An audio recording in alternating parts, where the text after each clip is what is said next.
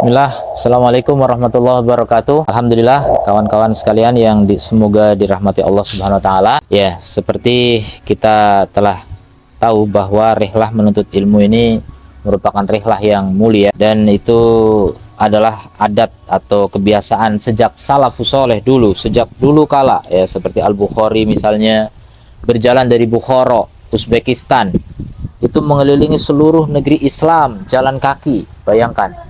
Dan sebagian peneliti sekarang yang menghitung jauh perjalanannya Al-Bukhari ke seluruh negeri Islam itu sekitar 400.000 kilo, ya, perjalanan yang sudah ditempuh oleh beliau dalam rangka mengumpulkan hadis-hadis Nabi Shallallahu Alaihi Wasallam.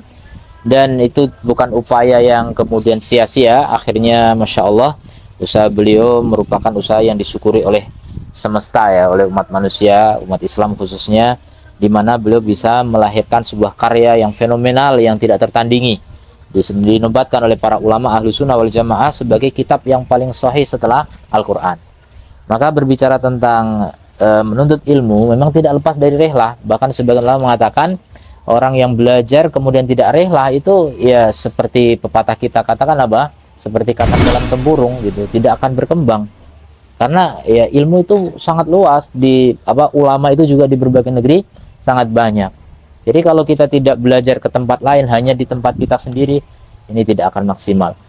Kalau mungkin sekarang orang bisa katakan, kan sekarang ada internet, semua bisa masuk, semua bisa diakses, ulama di negara A bisa masuk ke negara B dengan live pula. Benar adanya, tapi tetap saja kita katakan tidak sama orang yang merasakan dengan orang yang hanya sekedar melihat jarak jauh, ya. Makanya sebagaimana juga mendengar tidak sama dengan melihat, dan merasakan tidak sama dengan melihat. Jadi merasakan ini yang paling terasa betul bagaimana rasanya jerih payah belajar menuntut ilmu ke negeri yang jauh dari keluarga, jauh dari kawan-kawan, dan kadang-kadang di tempat yang jauh itu mengalami berbagai kesulitan. Itu tentu tidak akan sama dengan orang yang belajar di rumah dengan nyaman, dengan AC, dengan segala macam fasilitas. Jauh berbeda, ya, sangat jauh berbeda.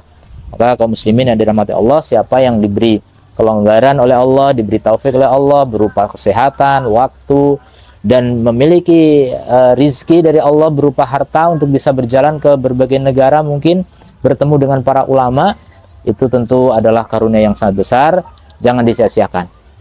Buat siapa yang masih memiliki semangat, tentunya semoga Allah berikan taufik kepada kaum muslimin dan memperbanyak orang-orang yang memiliki kesadaran untuk menuntut ilmu, karena di zaman akhir seperti sekarang ini rata-rata manusia sudah tidak lagi ada selera untuk menuntut ilmu kecuali segelintir manusia yang Allah pilih.